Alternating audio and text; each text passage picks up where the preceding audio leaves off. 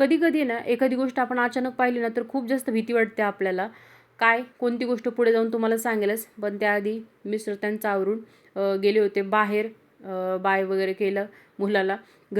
मी घरात आले. नंतर म्हटलं चला बेडवरचा पसारा आवरूयात. मुलाने इतक्या सारा पसारा काढला होता. त्याला गाड्या वगैरे खूप जास्त आवडतात. हे आहे अगरचं मसाजर ज्याने मी मसाज करत असते दुपारचं ज्यावेळेस मी बसते ना निवांत त्यावेळेस पायाला खूप जास्त रिलॅक्सिंग फील होतं. भारी आहे हे. म्हटलं चला आता सगळा पसारा वगैरे आवरून घेऊयात. आणि बेडशीटसुद्धा मी आठवड्यातनं 2दा वॉश करत असते.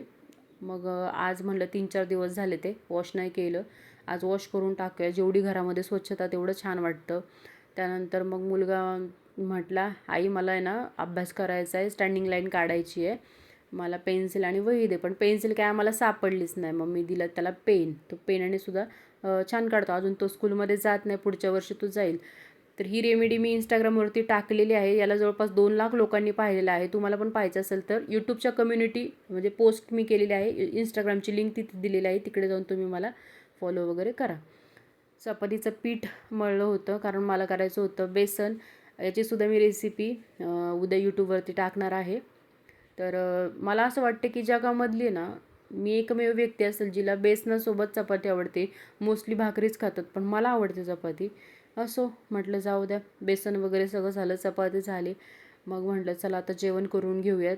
मग इथं लोणचं, चपाती, बेसन, कांदा वगैरे मस्तपैकी जेवण झालं. ताट ठेवायला बेसिनमध्ये आले तर बाहेर खिडकीतून बघितलं तर एवढी मोठी पाली. इतकं घाबरल्यासारखं झालं ना. मला पालीची खूप जास्त भीती वाटते. त्यानंतर आले मिस्टर. मुलगा इथं कडी उघडायला जातो.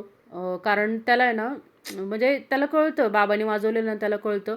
कारण त्यांची वाजवायची जी पद्धत आहे ना ती एकच म्हणजे एकाच स्टाईलने ते वाजवतात. त्यामुळे त्याला लगेच कळतं बाबा आलाय. तर बाबा आलाय म्हणलं तो खूप जास्त झाला आनंदी. त्यांनी आणला होता खूप सारा भाजीपाला. तो निवडायचा होता. आता बघू. त्याच्यानंतर ते झाले फ्रेश वगैरे. ते म्हटले मला पण जेवायला दे. त्यांच्या पायाला थोडंसं लागल्यामुळं ते काही खाली बसत नाहीत जेवायला. वरती त्यांना मी जेवायला दिलं. नंतर आम्ही गेलो होतो लस्सी आणण्यासाठी कारण मला प्यायची होती लस्सी. म्हणजे माझी इच्छा होती लस्सी प्यायची. मग मिस्टर बोलले चालली असतं मला पण स्प्राईट आण. मग स्प्राईट आणि ते लस्सी वगैरे घेतलं. घरी आलो पाहिलं तर मिस्टरांनी त्यांच्या मोबाईलला कवर आणला होता आणि आमच्या दोघांचे मोबाईल सेम आहेत. त्यामुळे मग मी काय केलं माझा जुना फेकून दिला आणि त्यांचं घेतला कवर.